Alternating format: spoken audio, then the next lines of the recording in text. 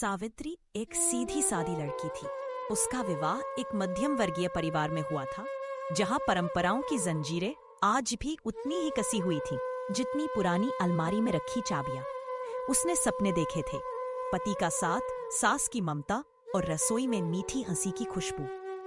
लेकिन विदाई के बाद जैसे ही वो नए घर पहुंची, दरवाजे पर खड़ी उसकी सास ने कह दिया, अब से ये रसोई तेरी जिम्मेदारी है बहू। सुबह 5 बजे उठ जाना। सावित्री मुस्कुरा दी। उसे लगा ये जिम्मेदारी नहीं, एक अपनापन है। लेकिन वो नहीं जानती थी कि ये रसोई उसकी सबसे बड़ी परीक्षा बन जाएगी। पहली सुबह सावित्री ने डरते डरते आटा गूंथा, रोटियां बेली और प्यार से चाय बनाई। लेकिन जैसे ही सासू माँ ने पहला निवाला मुंह में डाला, चेहरा बिगड़ गया। क्या ये रोटी है? ना गोल है ना नरम। मायके में कुछ नहीं सिखाया क्या? पति चुप रहा, जैसे उसने कुछ सुना ही नहीं। सावित्री का दिल टूट गया, लेकिन आंसू छुपाकर उसने अगली सुबह और मेहनत की। हर दिन की शुरुआत उस रसोई से होती जहां प्यार की जगह ताने थे, और हर रोटी के साथ एक नया इल्जाम परोसा जाता। दिन बीतते गए। सावित्री ने कभी उल्टा जवाब नहीं दिया। हर सुबह सास के लिए चाय, नाश्ता, फिर बच्चों के टिफिन, पति के लिए नाश्ता, फिर दोपहर का खाना और अंत में खुद के लिए बची सूखी 2 रोटियां।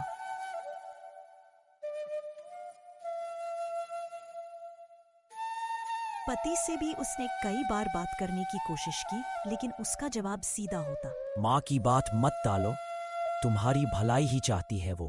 टेंशन मत लो, सब ठीक हो जाएगा।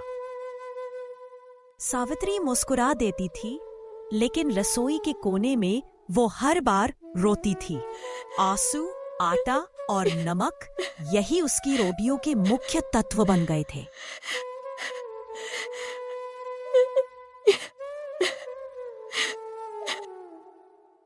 एक दिन पड़ोसी आंटी रसोई में आई, जब सावित्री चुपचाप सबके लिए खाना बना रही थी। उन्होंने देखा कि आटे में आंसू गिर रहे हैं। उन्होंने प्यार से पूछा, बेटा, कुछ परेशान हो? क्या हुआ तुमको? सावित्री कुछ नहीं बोली, बस मुस्कुराई और रोटियों पर घी लगाकर थाली में सजा दी। आंटी धीरे से बोली, रोटी में स्वाद तब आता है जब उसमें प्यार होता है, लेकिन इसमें तो दर्द खुला है बेटी। सावित्री का गला भर आया। उसने धीरे से कहा, मैं रोज कोशिश करती हूँ अच्छा बनाने की, लेकिन मेरे हाथ से सिर्फ शिकायतें बनती है। उसी रात सासू माँ रसोई के पास से गुजर रही थी, तो उन्होंने अपनी बहू की हल्की सी सिसकी सुनी। वो रुक गईं। अंदर झांक कर देखा, सावित्री रोटी बना रही थी और खुद से बात कर रही थी। मैं रोज कोशिश करती हूँ अच्छा बनाने की, लेकिन मेरे हाथ से सिर्फ शिकायतें बनती है। वो शर्म छा गई, लेकिन ईगो ने उन्हें अंदर नहीं आने दिया।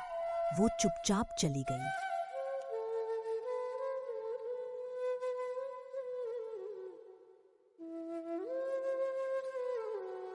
एक दिन पति ने ऑफिस से लौटते समय पड़ोसी आंटी ने सारी बात बता दिया।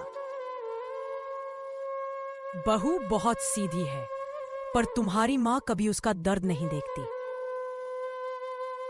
उसे पहली बार लगा, क्या वाकई उसने कभी अपनी पत्नी की तकलीफ समझी?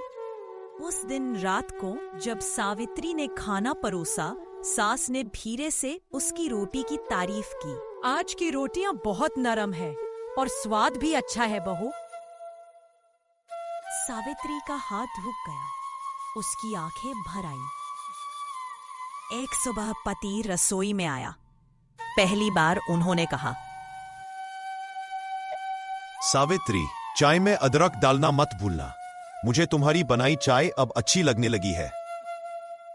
सावित्री ने कुछ नहीं कहा, लेकिन उसके चेहरे पर हल्की सी मुस्कान आ गई।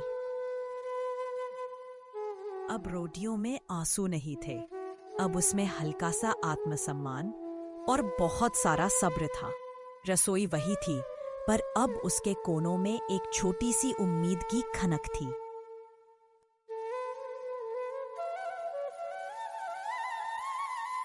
बहू की रसोई सिर्फ गैस और आटे की कहानी नहीं, वो उसकी खामोश कुर्बानियों का मैदान है, जहां हर रोटी एक इम्तिहान होती है और हर तवा एक युद्ध भूमि। प्यार देने में वक्त नहीं लगता, पर समझने में जिंदगियां बीत जाती। कैसी लगी हमारी स्टोरी? अगर अच्छी लगी हो तो दिल से लाइक करना और सब्सक्राइब करना।